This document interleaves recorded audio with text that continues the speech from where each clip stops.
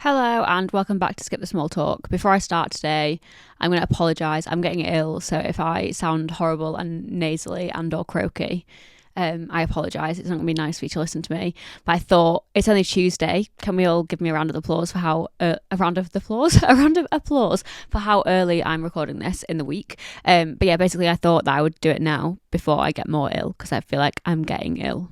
So I thought, do you know what? We'll do it now. And I sound a bit croaky, but at least I'm well enough to be able to do it. So yeah, they're just gonna have to deal with the croakiness. I'm actually really annoyed that I'm getting ill because I don't know if any of you have seen, but I'm doing the most ADHD thing in the world. I went on like 2 runs and decided I'm going to run 5k every day in December to raise money for charity. So I'm doing that, but I can't run a 5k without stopping yet.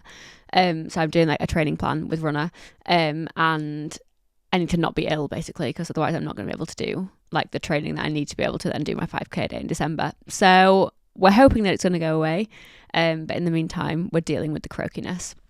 I did a post on Instagram yesterday about things I learned the hard way in 2024, and you seem to like it, or people seem to like it a lot. So I thought it'd be nice to like do that as a podcast episode and sort of like go into a bit more detail of all of them as well. I quite like having the list episodes, in case you've not noticed yet. Like I never set out with the intention of having like a solid format, but I do think the list just tickles my brain in the right way. It gives me like enough sort of like structure to know what to talk about, but it's like very quick and easy to plan, and it's like still very free flowing because I just like have the bullet points and then I can just like talk freely around them. So we like the list structure. I hope you like it too, and I'm going to do another list today.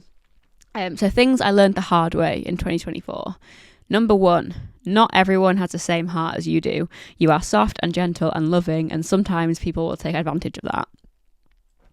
There you go. I feel like as people who are late diagnosed, and that normally means that like are traumatized, have a lot of trauma that comes from like the time that you spent undiagnosed, you feel like you always have to be the best version of yourself all of the time, and the nicest and the most polite and the most like serving person all the time in order to be like accepted and liked, and you often then don't understand why people don't have the same like good intention and kind heart and like just like morals that you do. And I think I always sort of like have the assumption that like because I know that I go into everything that I do with like good intentions and good heart and like wanting the best for people, it's very easy to assume that like everyone has those same intentions, and they don't, and that's when you end up getting burned. And I think as well, something that is like big on the people who are like traumatized and late diagnosed is that, so I know how many times I have been misunderstood. Like I know that like people have like never given me any grace or never given me any benefit of the doubt or never like tried to look behind the first initial assumptions that they've had of me.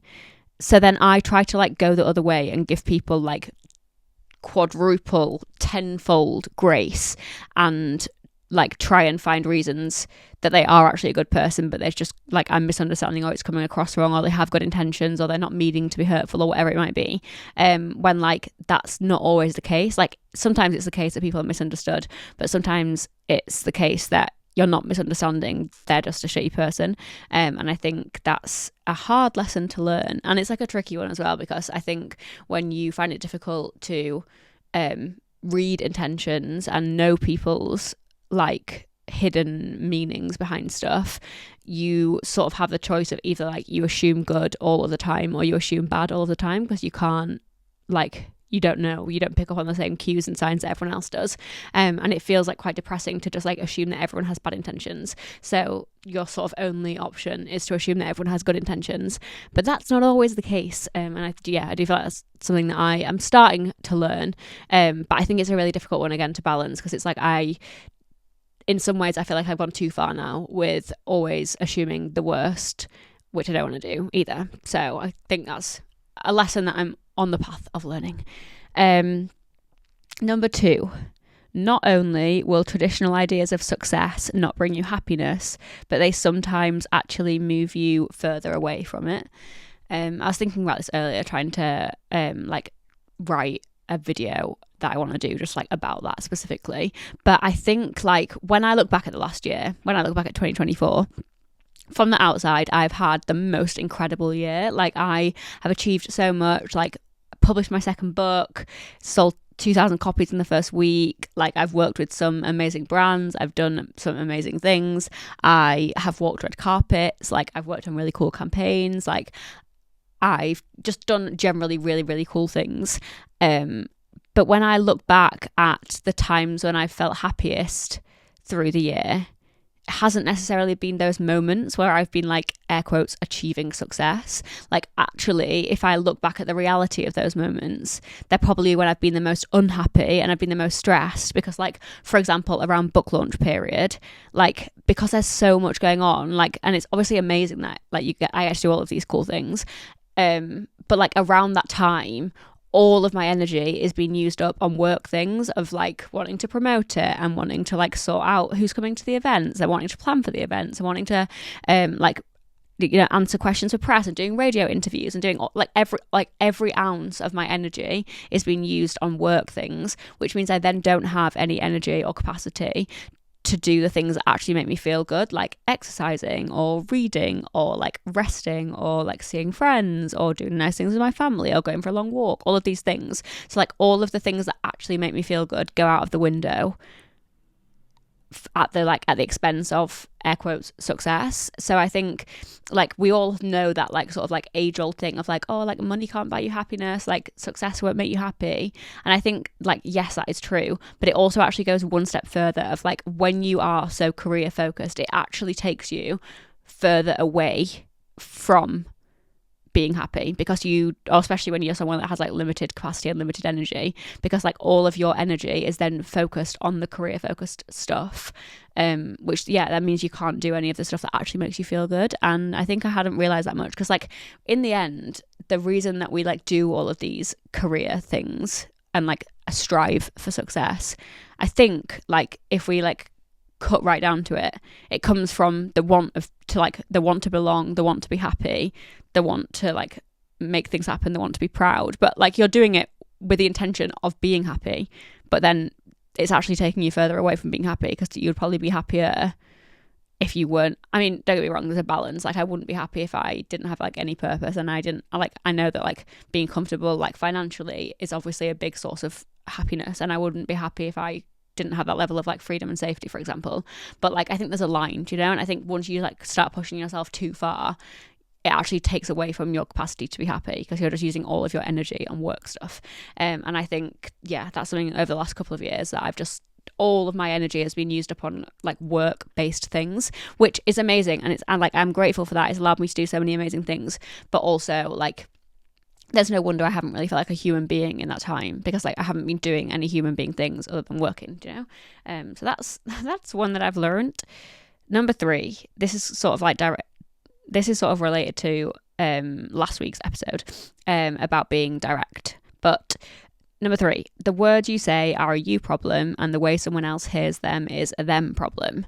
This one actually annoyed me. So I put that, and then in the Instagram comments, someone had commented being like, oh, I can't agree with number 3, because I just basically like insinuating that I'm not empathetic, and it's like you have like that I don't care enough about what other people, if I think that this is them problem, how they take it. And I was like, you're sort of proving my point exactly here, because you're misunderstanding what I'm saying. Like, I'm not saying that I'm never going to care about anybody ever again. I'm just saying that in the past, I've spent way too much time worrying about being misunderstood and how I'm going to be perceived, and if people are going to like hate me when I've not said anything wrong. So I'm now trying to control what I can control and let go of what's out of my control. So what I can control is how I word things, the words that I say, making sure that I'm saying things that are true, that are kind, that are necessary. What I can't control is how they're perceived. I can do things that are try and hopefully set them up in the best way. But if somebody else is adamant on misunderstanding me and assuming the worst and taking offense, then they're going to do that regardless of how much I like preface things or how much nuance I try to provide. So yeah, I think that's one that is like not that easy to learn when you're constantly surrounded by people who will purposely try to misunderstand you. I think that's the internet at the moment. I actually think, especially like social media, there's this thing of like, people are like sort of like on this mission to sort of like catch you out. It's like everyone always thinks it's like a gotcha moment, and it's like, we don't have to always. I understand that like holding people accountable, and especially people with platforms, is very important, but it's like people will purposefully try to find something to be annoyed at in anything that you say or do, forgetting that like it's impossible to provide nuance and like depth to every single conversation when it's in short form. Like, of course, on a story frame where there's a limited amount of space for text, I cannot provide all of the like nuance for a conversation. Do you know what I mean? Obviously, in a 60-second reel or TikTok, I can't provide all of the context of the situation. That doesn't mean that I don't believe all of that context or nuance to be true. That doesn't mean that I don't believe those things. It just means that I don't have space to say them right now.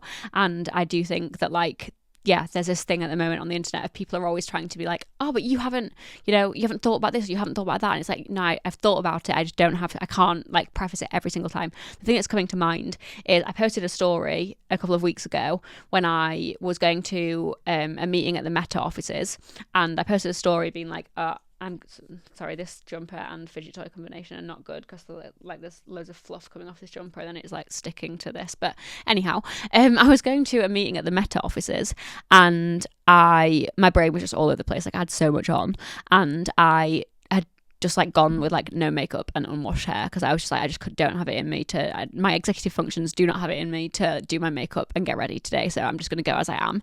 And I'd posted a story trying to like just be like nice to other people, do you know, being like, you don't have to look perfect everywhere you go. Like, I'm going to this important meeting with no makeup and unwashed hair, and that's okay. Like, the fact that I'm going is the most important thing. We don't have to like beat ourselves up for not being perfect all the time. And I got a reply to that story and it was like, because I'd said like, I'm going to a meeting with no makeup and that's okay, and somebody had been like, no, it's not okay. Like, black and brown women are held to much higher standards of like professionalism and like how they look, so they can't go to meetings with no makeup on, and it's quite insensitive for you to like, I don't know, something like about that. And those things are all very true, okay? Like, racism is very like real, and it's especially like felt by black women and people marginalized for their gender in the workplace and in all sorts of places, right? I completely agree with the points, but it's like, that's actually wild that I can't put that on every single story frame. Do you know what I mean? I talk a lot about how much privilege I hold, and I'm very aware of how much privilege I hold, but I can't put in every story frame of like, hi, I'm going to a meeting without makeup and that's okay. However, I completely understand that this is like, comes from a place of privilege. I hold pretty privilege and I'm white and I'm thin. I can't, do you know what I mean? Like, I reference those things a lot and they are very true, but I can't say it in every single story frame because otherwise there would be no photo, it would just be text and it wouldn't work, you know? And like, I think that's the sort of thing of like, there's always that thing of like trying to catch you out that you've not thought about something, and it's like, no, I have, and I will use my voice wherever I possibly can to like, you know, talk about the privileges that I hold and try and like fight those systems of oppression, but I can't do it all the time. Do you know what I mean? I can't do it in every single story frame because there just isn't physically space. Like, that's not how social media works. But yeah, so basically that's like an example, I think, of me trying to let go of the fact that like someone is always going to find something to nitpick at everything that I say, but that's not my problem. That's not my problem. My problem is that I do the best with what I can, and that I use my voice. Like, I'm kind with the words that I say what I mean, I use my platform and my voice for like good, whatever that looks like. I like advocate for other communities, I talk about things that matter. As long as I'm doing everything within my control, it's out of my control how other people take that. So that's what I'm trying to learn. Again, ongoing when you're surrounded by people who maybe aren't on the same page. Number 4. If you spent 20 plus years undiagnosed, it's unrealistic to expect that you're magically going to catch everyone else up in every single way. I think this one has like hit me like, I turned 27 this year, and that feels like pretty damn old. Like, I know it's not in the whole scheme of things, but it feels like a very like grown up age, you know what I mean? I'm in like my late 20s now, and I think like there's definitely times in my head that I'm like, oh, like everyone else is like settling down and like buying houses and like getting married and having kids, and they're all in like long-term relationships. I think it's the relationship one that mostly gets me, and like friendships as well, of like I still like don't have a place where I really belong. Like, I have a lot more wonderful friends now than I've ever had, and I'm really grateful, and I have a lot of people that I love in my life, but I still don't have like a home, if that makes sense. I have a home, I live with my parents, but I don't know, do you know what I mean? Like, I feel like people, or like everybody else seems to have like their person. Like, either most people are in like a long-term relationship, they're living with their partner, they've got that like life partner, or if they don't have that, they at least have like a very solid like friendship group around them, and they have like regular plans with those people, and they just like belong there. And like, I don't have that. And I think I do get like panicky about that, of like, if I've not got it by now, then I'm never going to have it.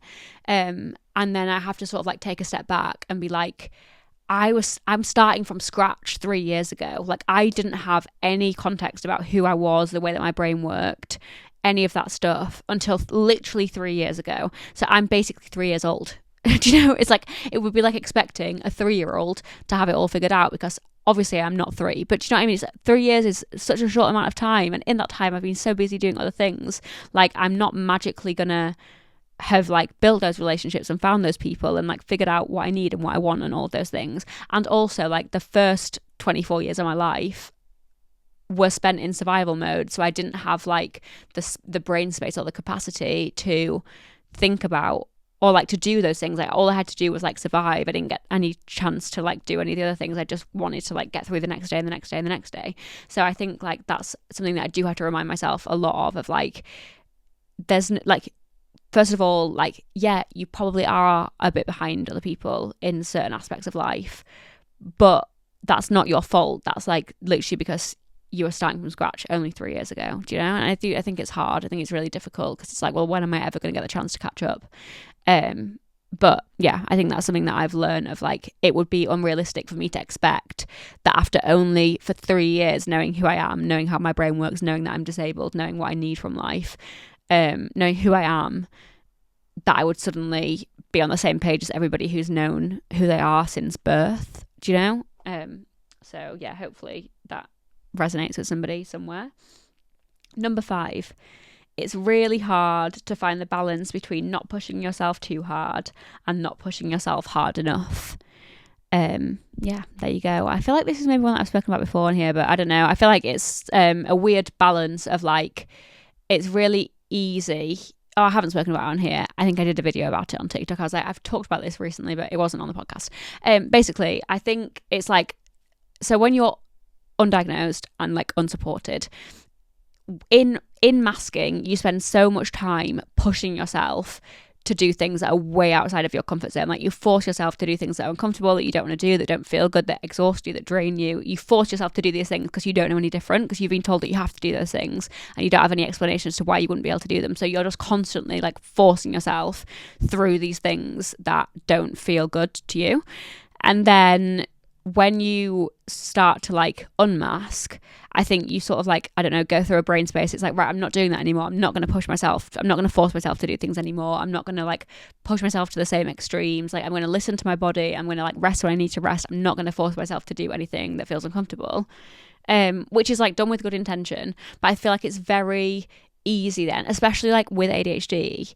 Like, I often don't want to do anything ever. Do you know, like, even if it's something that I know is going to be good for me and I'm going to have a good time doing it, I'm going to enjoy it, I still don't particularly want to do it. Like, if I was to wake up and like say I've got plans to go and like see a friend today, when I woke up I'd be like, oh, I don't want to go, I can't be bothered, I don't want to do it, I don't want to do it, I don't want to go, don't want to see anyone, don't want to talk to anyone.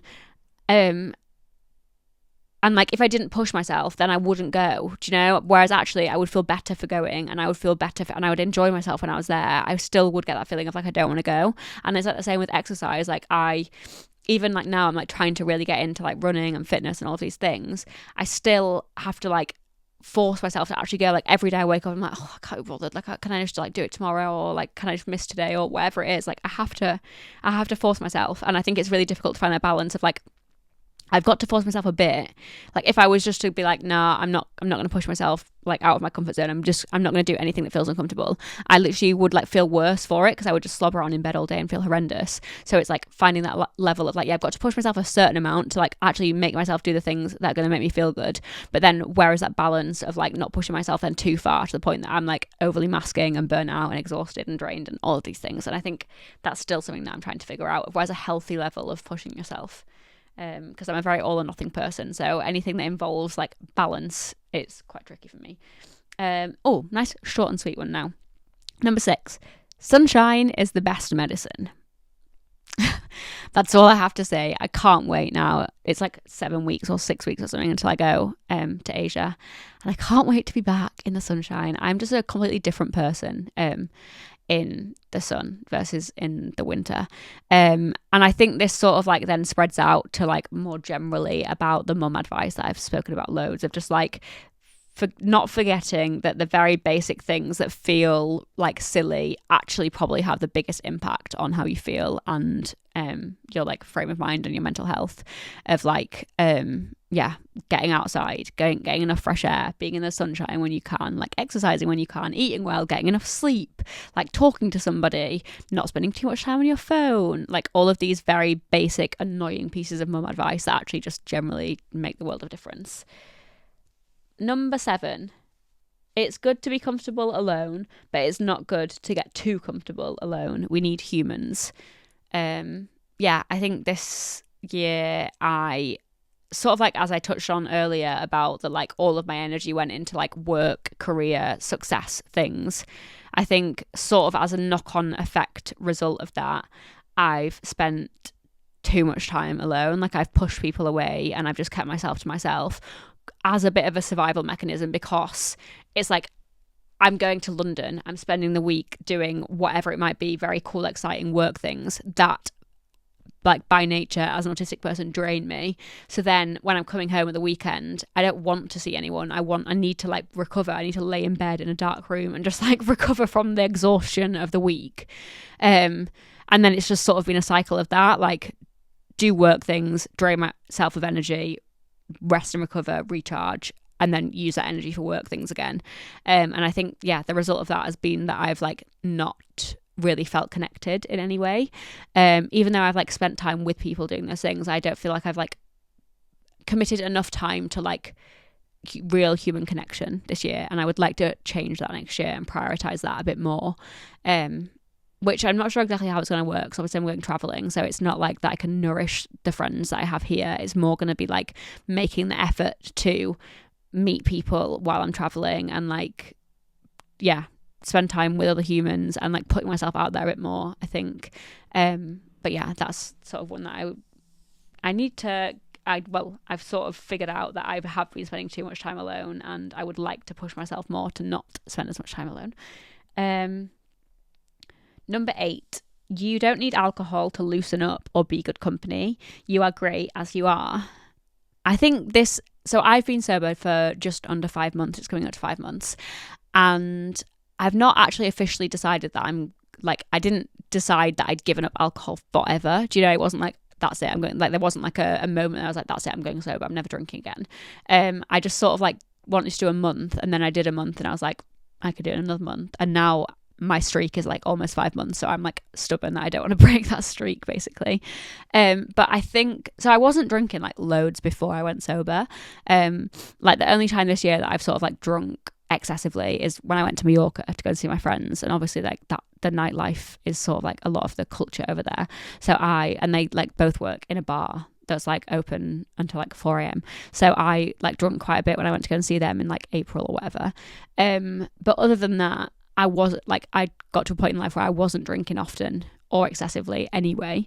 But so I think like a lot of people like think that like the main benefit, or for a lot of people the main benefits are like the health related benefits, but I feel like I've not really noticed them as much because I wasn't drinking that often anyway. Do you know, it's not like I was like going out and getting hammered every weekend. So I've noticed now that like I feel better and I'm sleeping better and my skin's better and all of that stuff, because like I don't think I was drinking to a level where I would have noticed the adverse effects in that way as much, if that makes sense, like because it wasn't like excessive or a lot.